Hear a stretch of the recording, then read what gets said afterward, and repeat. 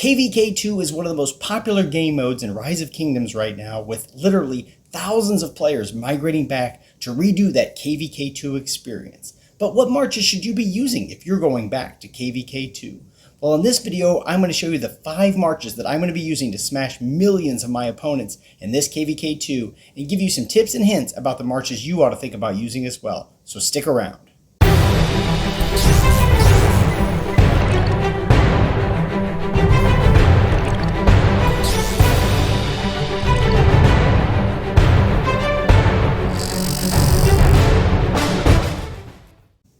Alright, what is up guys? Welcome back to another Rise of Kingdoms video. Again, this one is on KVK2, that KVK2 experience that thousands of players are going back to enjoy right now. If you haven't seen my other video, I'll put a card at the top where you can see the kinds of marches you ought to be using if you are a new player to KVK2, if it's your first KVK2 experience. But this video is all about players who have experienced KVK2 at least once, maybe 2, maybe even 3 times before, and have migrated back to do KVK2 all over again. This is my first time migrating back to do KVK2 as well. I'm in Kingdom 2250, and as I've shown before, our pass is open in just a few days. Our level 4 pass is open, and it looks like our opponents have made some progress here. They've connected to the gates, and it looks like we're up for some fighting out here in Zone 5. So it should be lots of fun.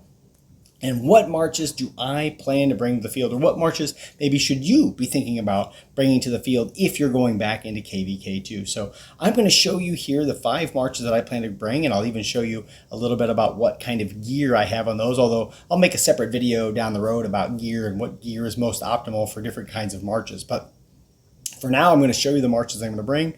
Just to let you know, they are all going to be T5 marches. I got T5 infantry, T5 cavalry, and T5 archers at the at the helm, ready to go. And so these are the 5 marches that I plan to bring out during KVK2, keeping in mind that I'm mostly going to be talking about field fighting here. I'm not really going to be talking about rally or garrison. That's not really a main role that I play, at least not yet in Rise of Kingdoms. But in field fighting, these are the marches that I'm going to be bringing. So without further ado, let's go ahead and show you those marches. So the first march I'm going to be bringing out during KVK2 is none other than Alexander and Suntzu. This is a fantastic infantry march. I'm an infantry main, so most of the marches you're going to see here are infantry marches.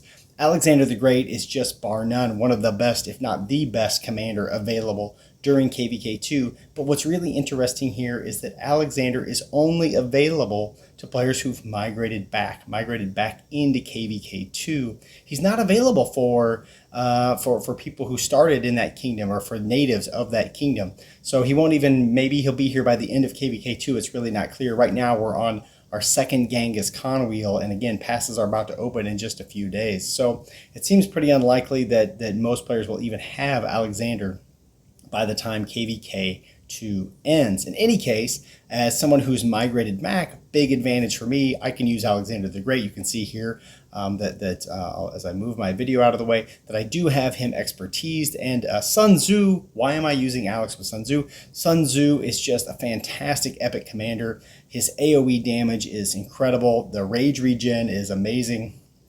I've got a battle report from not that long ago where I had 3 enemies attacking me at the same time. Suntzu's AoE was hitting all 3 enemies, and with Alex primary, Suntzu secondary, I was getting 6-second skill cycles. That means every 6 seconds Alexander's first skill was going off. Every 6 seconds Suntzu's skill was going off, and that skill from Alexander providing extra shield, providing extra tankiness, also increasing the damage that enemies take by, I think it's 40%? 30% increased damage for 4 seconds. So that means 2/3 of the time, it was a 6-second skill cycle, so 2/3 of the time the enemies were taking an extra 30% damage. That's really incredible. So Alex with Suntzu is a great pair. We got that rage regen from Suntzu. We've got the AoE, which is really important, the AoE debuff from Alexander. And when we're talking about field fighting, remember AoE is what we're looking for, and Alex and Suntzu really bring all of that. So that's march number 1. The second march I plan to bring is a mainstay for me for a long time is Richard and Ethelfled. So Richard Ethelfled is a really nice combination. Richard's first skill slows the enemy troop, which triggers Ethelfled's expertise, doing an extra 20% damage to enemy troops in that area, so that increases her damage. Of course, the big reason to bring Richard and Ethelfled is because Ethelfled has a lot of AoE. We put Richard in front to give Ethelfled some tankiness, because if we put Ethelfled primary, she's going to be a massive target on the field. So Richard gives her some tankiness, some extra counterattack damage. But on top of that, Richard's AoE debuff is really underrated. You hear lots of content creators talk about Richard not being that great in the late game, and maybe he won't be, with Gilgamesh now arriving on the scene for Season of Conquest players, and Gilgamesh might really wreck Richard in the open field. But ultimately, I don't think the thing with Richard is about his healing. I'm not so concerned about that. Really, that AoE debuff is really quite good. Reducing their damage by 30% for 2 seconds is really excellent. And then, of course, Ethelfled, her debuff, reducing their attack, defense, and health by 30% for 2 seconds. That is a lot of debuffing that the enemy gets, and when my other marches are nearby, they can do a lot of damage. So Richard Ethelfled is a march I've used for a long time. It almost always gets positive trades. It's just a really solid march. The third march I'm going to use is, again, a pretty classic march that's been used for a long time in KVK2s and KVK3s. But again, if you're a native to KVK2, you won't have Constantine available. But for somebody who's migrating back, Constantine Joan is a really powerful march. The Constantine, obviously, with his debuff, reducing the target's attack, but also gives some buffing to your allied troops, to your 5 marches. So he's going to be reducing the damage taken by 10% for 5 seconds. So again, a really nice buff for your marches, or maybe you can think of it as a debuff, but it's really a buff for your marches. Your marches take 10% less damage, so that's really fantastic. And then Joan of Arc, her first skill is awesome, buffing infantry health by 30%, cavalry defense by 30%, and archer attack by 30%, and getting that additional 50 rage per second for 4 seconds. That's an extra 200 rage that you're generating. And when you get Constantine Joan going off, because Constantine has that support tree, and I'd be happy to show his talent tree here if you want to see it, but that support tree, the rejuvenated support tree, really fires those skills off really fast, and you can get Constantine Joan just firing skill after skill after skill and buffing all of your marches pretty much the entire time, which is really a fantastic additional march to have. The fourth march I'm going to bring might seem a little crazy, and this march is going to be Kusunoki with YSG. You might be thinking, what? Are you going to bring another epic? Right, this is the third epic commander I'm going to be bringing onto the field in KVK2. Why not El Cid? Why not, I don't know, anybody else for an archer march? Why not? Another option might be a Charles Martel with YSG, but then you'd have to go infantry. But why am I bringing Kusunoki with YSG? And the answer to that question is area of effect. Remember, we're talking about open field fighting, and in the open field, area of effect damage is the way to go. The other thing that's really kind of nice about Kusunoki in KVK2 and also in KVK1, by the way, is that he removes debuffs. He removes all those debuffs. And guess what there's a lot of on the field in KVK1 and KVK2? That's right, Richard. Richard the Lionheart is out there debuffing marches all the time. Kusunoki's skill removes that debuff, letting YSG's big area of effect damage go off for 1700 damage factor onto 5 troops in the area. So Kusunoki and YSG is a really nice combo, and I think that's the order you want to run them in, because you want that debuff to go first, and then you want YSG's skill to fire off second and doing all of that damage. But again, the big deal here is we're talking about AoE. Again, you might think, well, El Cid, he's a legendary, and it's true. El Cid is a very solid legendary, and you could definitely run El Cid YSG. I just personally think when you're talking about field fighting, if it was a 1v1 fight, there's no doubt that I would prefer El Cid with YSG. But when we're talking about big murder balls, we're talking about big open field combat, I want that area of effect. I want Kusunoki with YSG. And now, speaking of that, speaking of area of effect, I'm going to now show you my 5th march. And again, you might think I'm crazy, But this is the march that I plan to run. I might revise this march as we see what happens here. But again, I'm running yet another epic commander. So we've got Suntzu, we've got Joan of Arc, we've got Kusunoki, and we've got Baibars as a secondary to Saladin. Again, what I love about Baibars, and I don't love a lot, but what I do love about Baibars is that first skill does quite a bit of damage factor, and it's 5 target AoE. Really solid amount of damage when we're talking about fighting in the open field. Of course, Saladin is just a premier cavalry commander in KVK2. Everybody who has a Saladin 5551 will be using him. I mean, quite frankly, you could even use a Saladin 5441, 5431, 5,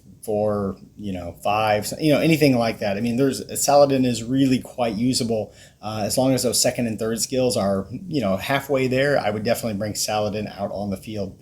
And again, I've talked about this in other videos. Why not Saladin Khan? Why not work on Genghis Khan? And the answer is because Genghis Khan just doesn't have a lot of longevity. So pretty much after KVK2 or KVK3, in Season of Conquest, Genghis Khan just gets wrecked on the open field, and I've got no interest in investing in Genghis Khan. It's the same thing with Edward, by the way. I have had no interest in investing in Edward, and so that's why I won't bring an Edward YSG march either. But for these cavalry, I really think Saladin's a great investment, and I'm really happy about having him. But I don't want to invest in Genghis Khan. Now, if you are somebody who's migrating back, right? So these are the 5 marches that I'm going to bring. But if you're somebody who's migrating back, if you're thinking, okay, that's fine that those are your marches, but what should my marches be? Now I'm going to go through the Commander tab a little bit and share with you what I think some of the marches you might want to consider bringing are. And if I had commanders in different shape, I would go for those. I would still definitely go for the Constantine Joan as one of your marches. I said I would show a little bit of my equipment. So here's the gear that I've got on Constantine. That's probably my 3rd best set of infantry gear.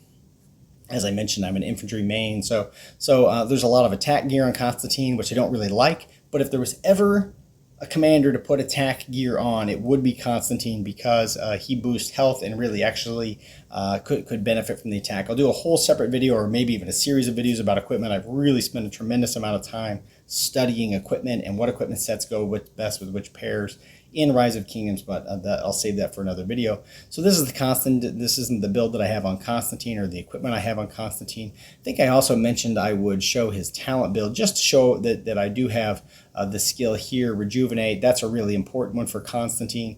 Adding that 150 rage every time through the skill cycle is really good, and there's the rest of the talent build if you're interested. So Constantine Joan, that's definitely a march I would bring no matter what. I would absolutely bring Alex with something. There's a lot of choices with Alex in KVK2. You can do Alex Suntzu as I've done it. You can do Alex with Richard, or actually, in that case, I would do Richard primary, Alex secondary. You can do Alex with Charles Martel. You can go either order. I think technically it seems to be the results are a little bit better when you go Alex with Charles Martel, which has to do with the way their shield stack, which I won't get into here, but typically Alex Charles Martel will do a little bit better from a damage perspective if you do it in that order, and it'll be a little tankier also. So that's a reasonable choice. You can also go Alex Esong. Alex Esong is a march I've used a ton. In KVK3, I used a ton of Alex Esong. It's a really great march. So if you're migrating back and you've got Alex Esong, you can definitely go for that. Charles Martel Esong is also excellent. I think that's one way to go. So there's another configuration of 5 marches that I thought about, and I might switch over to this depending how KVK goes. But one other configuration would be to keep that Constantine with a Joan, would be to take my Richard and make him the primary. I would put my Alex gear, which by the way I'll show, this is my best infantry gear here. I would put Alex behind Richard and move my gear over to Richard. So it would be Richard, Alex as a second march. And for my third march, I would do something like Charles Martel with Suntzu. So I'm still getting that infantry damage, and I would switch some gear around as well. This is like my 4th set of infantry gear. Charles Martel with Suntzu. And then the third march would be Saladin with Ethelfled. So that would be basically taking Baibars out, adding Charles Martel into my lineup. So it would be Saladin with Ethelfled, which is also a very good combination. And you might think about that for your KVK2.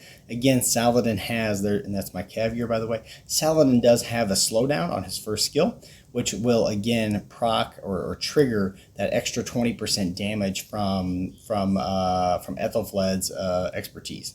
So that's a very solid choice as well. As far as archers go, again, you could do the YSG, or rather the El Cid with YSG, if you're migrating back and you've got a very strong El Cid. You could also do something like an Edward with YSG, which would be okay in KVK2. It's not my favorite march. I don't think there's a great synergy there. Edward's first skill takes a really long time, takes 1350 rage to fire off, so I don't think it's a really great synergy. In fact, I think a better matchup or a better pair would be something like Tamiris with YSG. That would be a pretty reasonable archer march, I think, if you were migrating back and you had Tamiris expertise, or not even expertise, 5115 would be pretty solid, and you could go with her that way.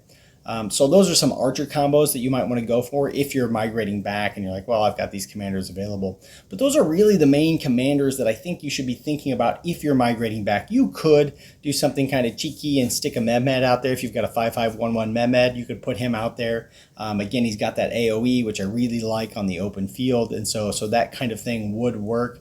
I would stay away from commanders like the really old commanders. Again, you're somebody who's migrating back. This isn't your first KVK2. You shouldn't be messing around with Julius Caesar. You shouldn't be messing around with Hannibal Barca. Those commanders really don't cut it. Again, you could use Khan if you built a lot into Khan in previous KVKs. Saladin Khan's a very reasonable choice to go with there from a Cav standpoint. But I think those are really the main marches. You can see there's a whole lot of commanders that are not available. You can't use those commanders in KVK2. And I think those are the main ones I would stay with. If you're migrating back, you really don't need to use a lot of epics. I'm using a shocking amount of epics, I think, for KVK2, but that's because I'm going all in on that area of effect damage. So I think those are the key marches that I would be looking for. I said I would show my gear. I showed my main infantry gear here for Alex. I think the only gear I did not show was the gear on my archer march, which Kusunoki has on. And there's the gear on my archer march. And now you might ask some questions about that gear. You might say, what the heck? Why don't you have a purple or better gear there? Actually, this gear is better. I've done a lot of testing. This gear is better. The special talent Commander's Heavy Armor is a better set of gear. The same thing with this green glove. You might be surprised, but this green glove is actually a little bit better than going with something like a Revival Glove or even the blue Archer Glove. So I've gone with that. You might also notice that all of my marches have a silent trial on it, which we'll see how that goes. I think that's going to be really interesting, that basically every attack I'm reducing a target's rage. If all 5 of my marches are hitting a target, I'll be reducing their rage by 50 points. So we'll see if that's really has a big impact or not. But I think that's it for this video. I think these are the really key marches that I would go with for KVK2. I would mostly stay away from epics, particularly. I would stay away from epics as a primary. I would just use them in the cases like I'm using them when you can take advantage of that area of effect. That's it for this video, guys. I hope you liked this video. If you did, please give it a like. Don't forget to subscribe to the channel for more videos, and I'll see you all in the next one.